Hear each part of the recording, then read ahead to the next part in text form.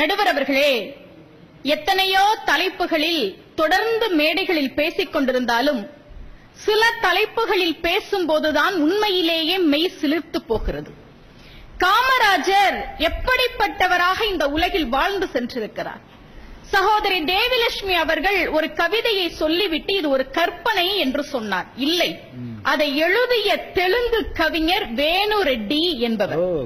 அவர்தான் சொன்னார், ஒரு குழந்தையை படைத்துக் கொண்டிருக்கிற பொழுது பிரம்மனிடம் மன்மதன் வந்து அழகை தருகிறேன் என்று சொன்னான், கலைமகள் வந்து கல்வியை தருகிறேன் என்று சொன்னால், லட்சுமி வந்து செல்வத்தை தருகிறேன் என்று சொன்னால், இது எதுவுமே இல்லாமல் பிரம்மன் படைத்து வெற்றி பெற்ற அந்த குழந்தை காமராஜர் என்று தெலுங்கு கவிஞர் வேணு ரெட்டியின் கவிதையிலிருந்து நாம் புரிந்து கொள்கிறோம். ஒன்றை தெரிந்து கொள்ளுங்கள் சகோதரி, காமராஜரின் நிலைத்த புகழுக்கு காரணம் நிச்சயமாக அவர் ஆரம்பத்திலிருந்து ஆற்றிய பணிகள் அல்ல, பிறப்பதற்கு முன்பே என்பதை நீங்களே பேசும்போது ஒப்புக்கொண்டு சென்றிருக்கிறீர்கள். தயவு செய்து நீங்கள் குறித்துக் கொள்ள வேண்டும்.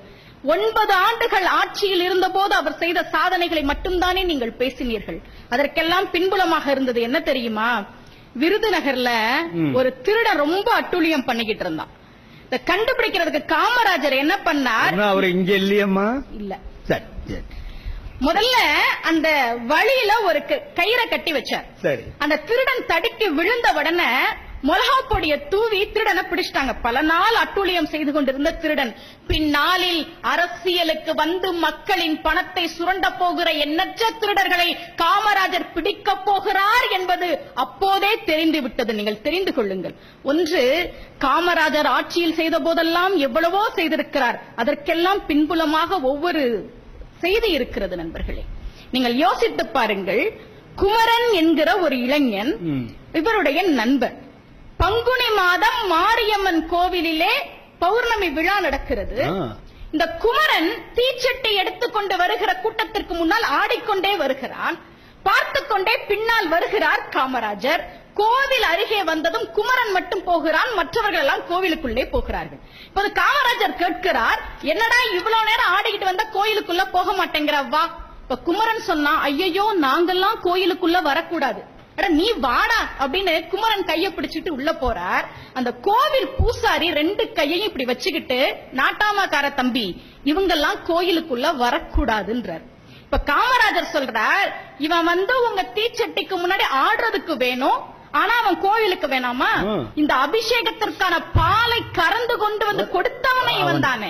இவன் கொடுக்கிற பால் வேணும்.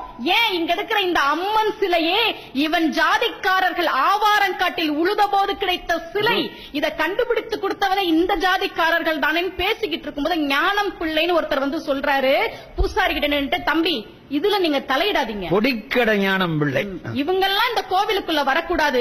காமராஜர் குமரனின் கையை விடவே இல்லை. இவனை உள்ளே அழைக்க நீங்கள் அனுமதி கொடுக்க வேண்டும் என்று பிடிவாதமாக இருந்தார். அந்த பிடிவாதத்தை பார்த்து பூசாரியும் ஞானம் பிள்ளையும் சரி போங்கள் என்று சொன்னவுடனே முதலாக குமரன் என்கிற தாழ்த்தப்பட்ட இளைஞன் கோவிலுக்குள் போனான் என்று சொன்னால் அது காமராஜரான். இது பின்னாடி எப்படி பரிணாமம் பெற்றது தெரியுமா சகோதரி உங்களுக்கு?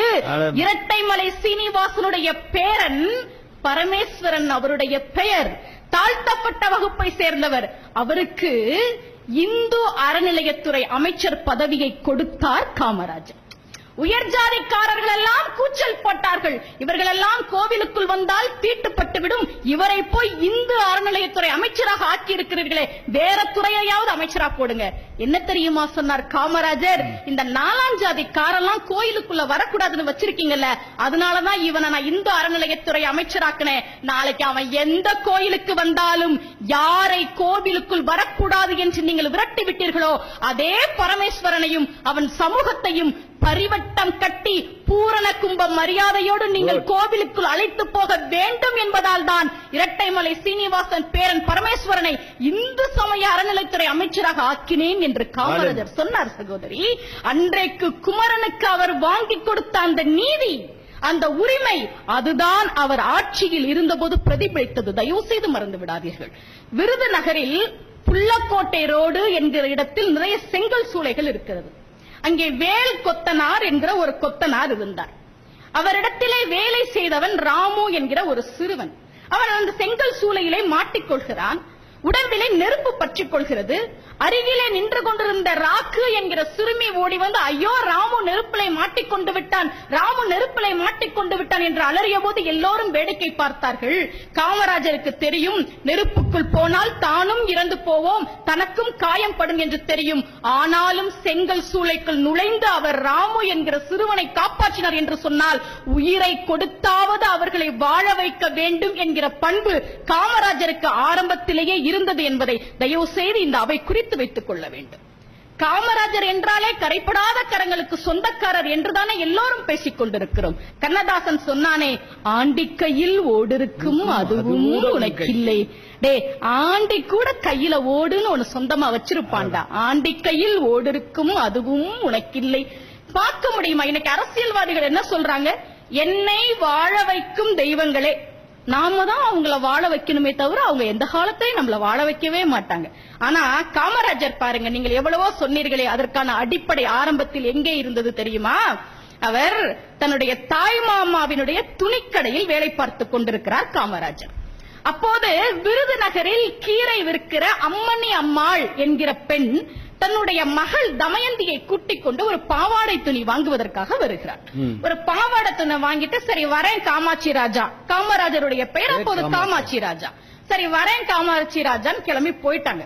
தெற்கு ரத வீதியில இவங்க திரும்பும் போது அம்மா நில்லுங்க அம்மா நில்லுங்கன்னு ஒரு குரல். அம்மணி அம்மாள் திரும்பி பார்க்கிறாள். காமராஜர் மூச்சிறைக்க ஓடி வருகிறார். என்ன காமாட்சி ராஜா என்ன? அவர் சொன்னார், கையில இருந்த 1 ரூபாயை நீட்டி, இந்த ஒரு அணாவை கடையிலேயே கீழே விட்டுட்டு வந்துட்டீங்க, இந்தாங்கம்மா என்று சொல்லி கொடுத்தாராம். அப்போது அம்மணி அம்மாள் கேட்டாலாம், இத குடுக்கறதுக்கா நீ ஓடி வந்த? என்ன இருந்தாலும் உங்க காசு இல்ல, வச்சுக்கங்கன்னு சொன்னாராம் காமராஜர்.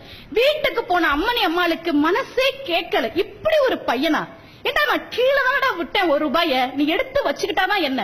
எடுத்துக்கிட்டு துணிக்கடையில இருந்து தெற்கிறத வீதி வரைக்கும் ஓடி வந்துருச்சு இந்த புள்ளன்னு. அடுத்த நாள் காலை விடிந்தும் விடியாத நேரம் பை நிறைய கொடுக்கா புள்ளியை வாங்கி கொண்டு வீட்டிற்கு வந்தாலாம் காமராஜர் வீட்டிற்கு.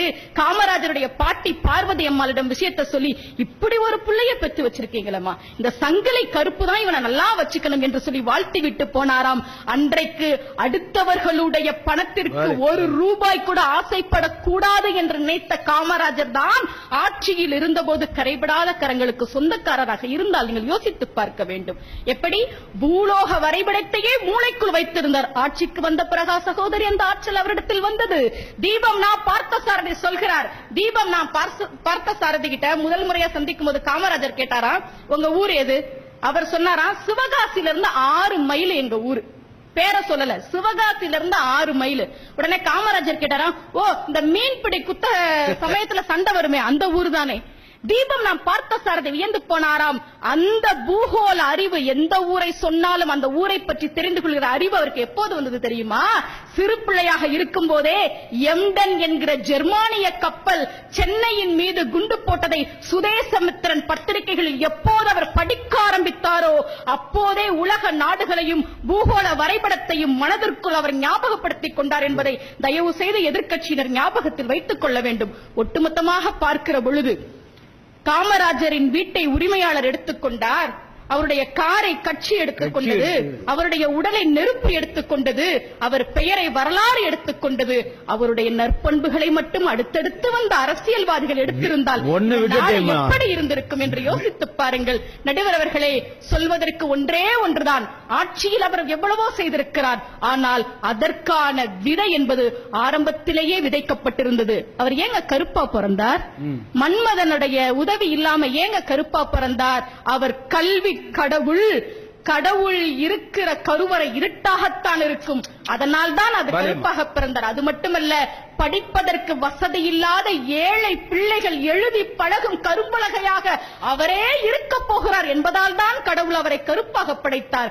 எல்லோரும் புத்தகப்பையை பார்த்த பொழுது, எல்லோரும் பிள்ளைகளின் புத்தகப்பையை பார்த்த பொழுது காமராஜர் மட்டும் பிள்ளைகளின் இறைப்பையை பார்த்தார் என்று சொன்னால், ஆரம்பத்தில் இருந்தே அவருடைய மனதில் இருந்த இரக்க உணர்வு.